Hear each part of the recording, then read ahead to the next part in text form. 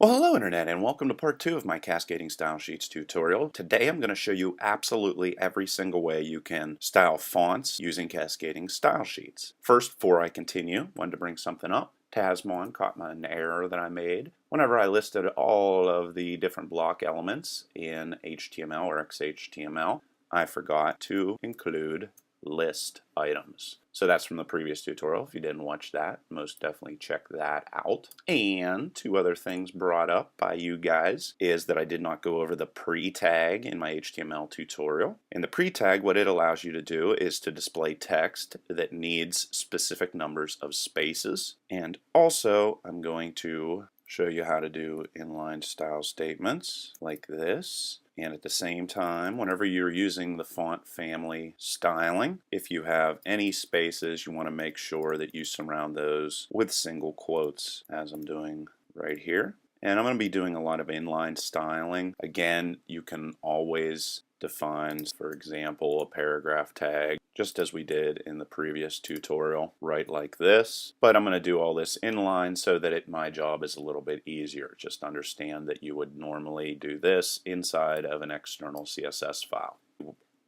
And now I'll demonstrate exactly how the pre-tag works. Spaces are important.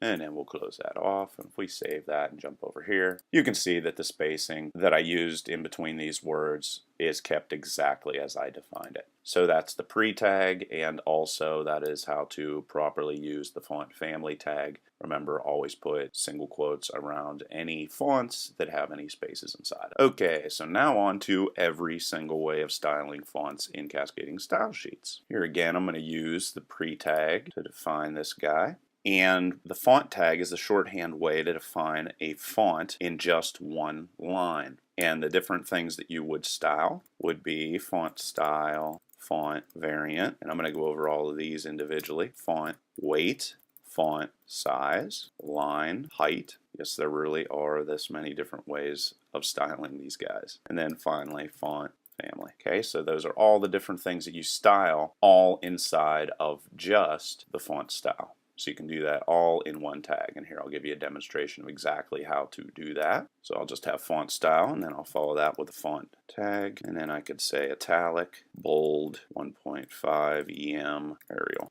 Helvetica, sans serif, all inside of one guy. And if we jump over here, you can see that it's styled all that. It's both italic as well as it is bold, and we're using Arial as our default font and the different sizing that we use inside of there. So that is the font tag. Now I'm going to show you some other ones that are a little bit more interesting.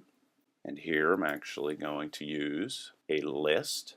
So of course I got to put the UL tags here and that UL tag there. And here I'm going to specifically cover font family, and how you would describe that would be very similar to the previous tutorial, except I'm going to show you every single one of these guys. And you can see right there, there's T.M.D.G. I defined that. Commonly, there are 12 different fonts that are available on Macs, PCs, and Unix systems. And I'm going to show you all of them right like this. So we have T.M.D.G.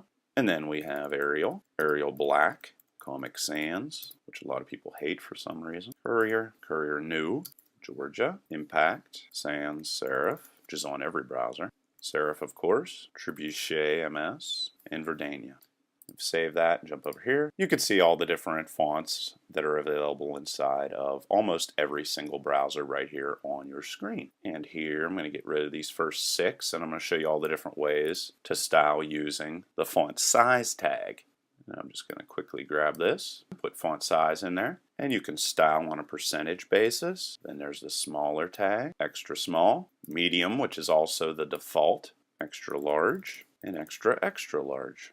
And then to actually put these guys to work, I'm just going to come in here and type in 150%, type in smaller, extra small. Again, medium is the default, but if you wanted to define it, that's how you do that. And you can see all the different ways of using the font size tag with Cascading Style Sheets.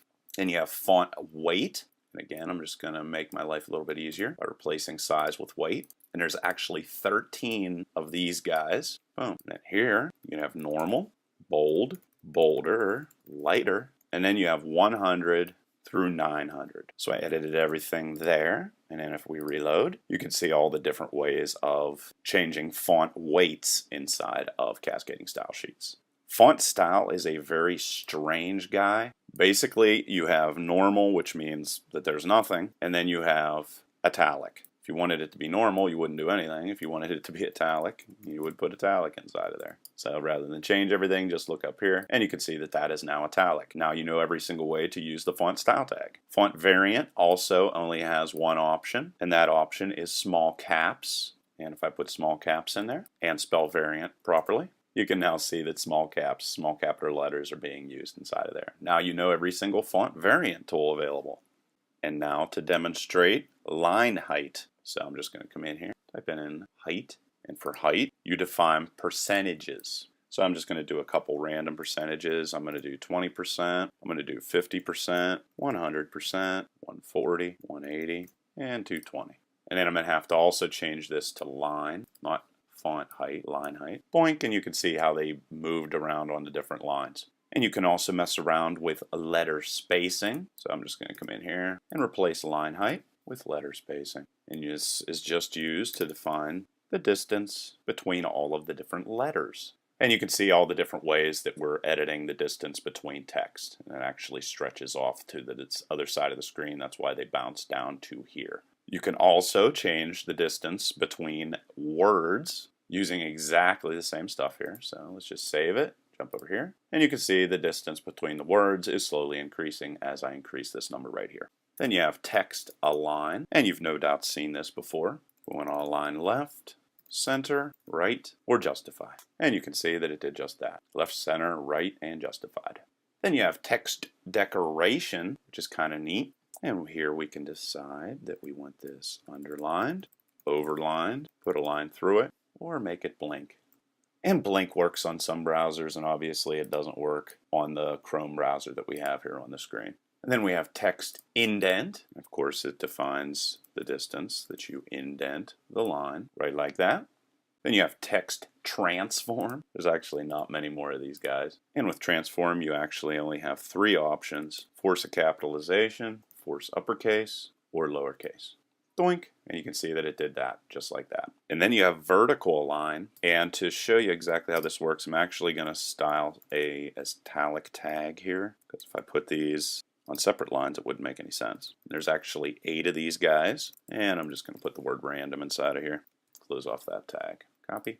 Alright, so we got baseline, we got sub, we got super, top, text top, bottom, text bottom, and middle. Like that. And you can see how they randomly move around vertically on the line based off of what you define inside of here. Yes, I am covering every single one of these guys, but there's only 2 left, if you can believe that, and they are color and background color. And here I'm going to jump back to actually using lists here to make this nice and simple, and there's mainly 16 color attributes that you can assign to text. Actually, there's an infinite variety of them. And if you want to see a complete list of how to use these in regards to hexadecimal codes, you go to en.wikipedia.org/wiki/web colors. If you go there, you're going to see countless numbers of different colors that are available to you. Okay, so we're going to come in here and we are going to make ourselves some color changes. And the colors available to you are aqua, black obviously, which is the default, blue, fuchsia, gray, green, lime, maroon, navy, olive, purple, red, silver, teal, white, which we're obviously not going to be able to see, the yellow.